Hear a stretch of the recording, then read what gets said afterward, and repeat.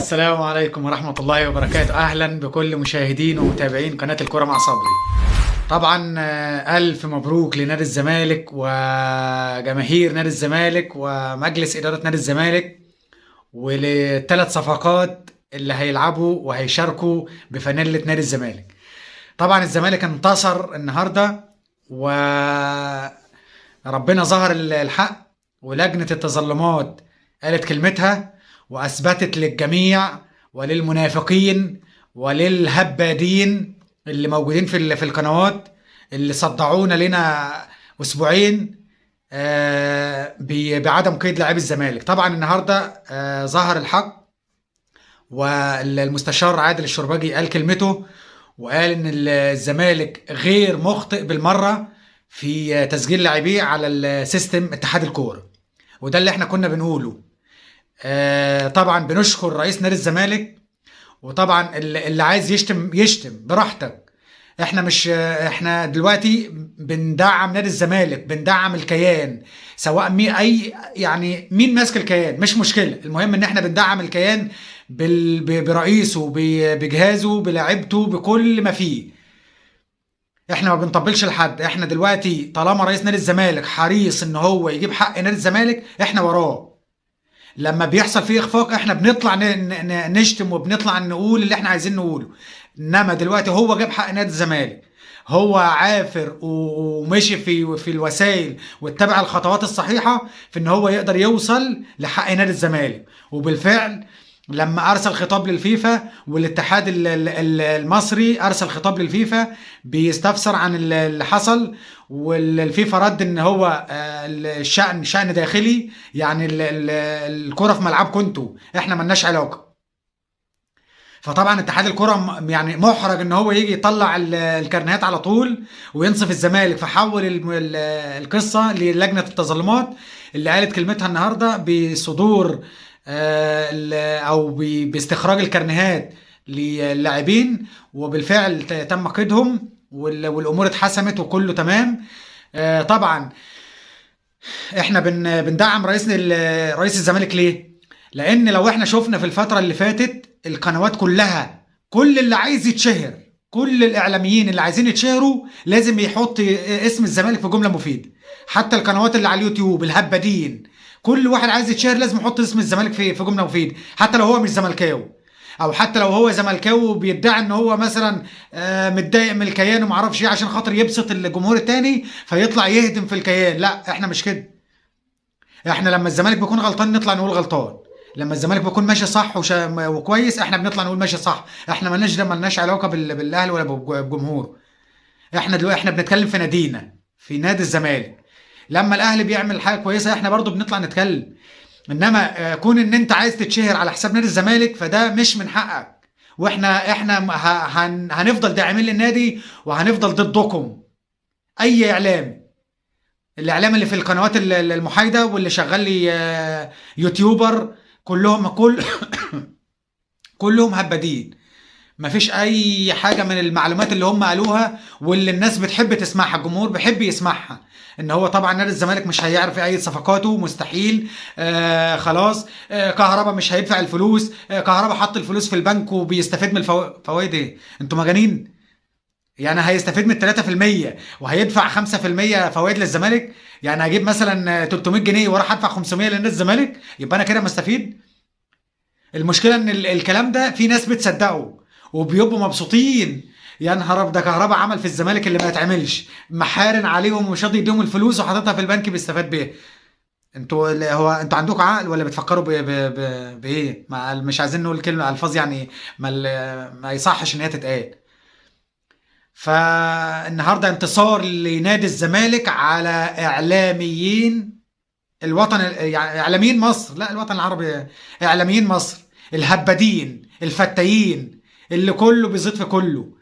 يطلع اي خبر اي فبركه على الزمالك اطلع قول، انما الناحيه التانيه مفيش الكلام ده. لا لا مساس بنادي الاهلي، ولا مساس بصفقات الاهلي، ولا مساس بجمهور الاهلي، انما اطلع افتي على الزمالك. اي موضوع اطلع اهبط على الزمالك، هتلاقي اللي هيرد عليك، وهتلاقي نسبه مشاهده عاليه، وهتلاقي متابعين وكل حاجه هتلاقيها. الزمالك اتبع الخطوات السليمه وصل للي هو عايزه، قدر يأيد صفقاته. والصفقات طالما اتأيدت على سيستم اتحاد الكورة المصري هتتأيد هناك. طبعا اللي حصل لما لقيوا مشكلة الزمالك في قيد اللعيبة في الاتحاد المصري اتحلت، قال لك طيب اما نشوف هيعرفوا يأيدوهم في افريقيا ولا ايه اللي هيحصل. ادي فتوى من الفتاوى. هو اصلا تلقائي اللعيبة اتأيدت على السيستم في اتحاد الكورة، لو انتوا بتفهموا خلاص تلقائي اللي بيتأيد هنا بيروح من متأيد هناك. دوسة زرار بس على اتحاد الكورة ان هم اتأيدوا، خلاص تلقائي اتأيد الناحية التانية هيلعب. اي هبده خلاص اهبد، هتلاقي اللي هيصدقك وهيمشي وراك. لا احنا مش كده، احنا بنطلع نقول المعلومة الصح. اتحاد الكورة لو ما كانش ايد صفقات الزمالك كان الاتحاد هيحصل له مشاكل كتير من الفيفا. والله العظيم دي المعلومة اللي عندي، اقسم بالله لو اتحاد الكورة ما كانش ايد صفقات الزمالك كان الاضرار اللي هتيجي عليه من الفيفا لا حصر لها. وهم يحمدوا ربنا ان اللعيبه اتأيدت، ويحمدوا ربنا ان لجنه التظلمات أيدت اللعيبه. واللي المفروض الزمالك يعمله دلوقتي، رئيس النادي المفروض ان هو يرفع دعوه على اتحاد الكوره يطلب فيها تعويض عن الماتشات اللي هم حرموا الصفقات ان هم يلعبوها، سواء محليا او افريقيا. خلاص يا باشا، انت ما تخافش من حد، طالما انت ماشي سليم ما تخافش من حد. اتبع الخطوات السليمه وهتوصل للي انت عايزه. الاهلي لما اتغلب في السودان طلع بيانات وراح خاطب وزاره الخارجيه، هي وزاره الخارجيه مالها ومال الكوره؟ خاطب وزاره الخارجيه على اللي حصل له في السودان، وطلع بيان ضد رئيس نادي الزمالك والقناه اللي هم بيقولوا اشمعنى الاهلي خلى الاتحاد الافريقي يحرم جماهير السودان من ان هي يعني كلام من المستشار عمل فتنه في جماهير السودان، خلاهم يحدفوا ازاز على الاهلي ويحضروا التمرين، يقتحموا التمرين. ده كلام؟ هو انت لازم تدخل الزمالك في جمله مفيده؟ يعني انت بتبرر بتعلق شماعه فشلك على ان رئيس الزمالك هو اللي عمل كده؟ طب ما انت كان في لك ان انت تكسب، مش كسبت ليه؟ ما انت كنت بتلعبوا في الملعب راجل لراجل. الحكم نفسه لغى هدف للسودان صحيح، غير ضربة الجزاء اللي ضاعت، غير الهدف اللي جاء في الشناوي. انت عشان خاطر ترضي جمهورك لازم تدخل باي بيان يسيء الى نادي الزمالك ورئيس نادي الزمالك وقناه نادي الزمالك؟ ما تركز في ورقتك زي ما اعلاميينك بيطلعوا يقولوا في القناه المحايده. كل واحد يبص في ورقته، ونبص على نص الكوبايه المليان. اي هبد خلاص. ان شاء الله بنتمنى التوفيق للصفقات، وبنتمنى التوفيق لنادي الزمالك، وتاني وتالت ورابع الف الف الف مليون مبروك لجماهير نادي الزمالك ومجلس اداره نادي الزمالك. وان شاء الله اللعيبه اللي موجوده اللي هم يعني بنتمنى ان هم يفوقوا ويرجعوا لفورمتهم المعهود عنهم، ويرجعوا لوضع نادي الزمالك على منصات التتويج. ومش هنقول ان الدوري خلص ولا الدوري خلاص اتحسم ولا الكلام ده كله. اكسب ماتشاتك بس ومالكش دعوه، اكسب ماتشاتك ونشوف ايه اللي هيحصل في الاخر. الاهلي اخر الدوري الف مبروك وهارد لك للزمالك. حصل فيه تعثر برضه، انت ماشي في طريقك، بص في ورقتك وماشي في طريقك، مالكش دعوه بحد.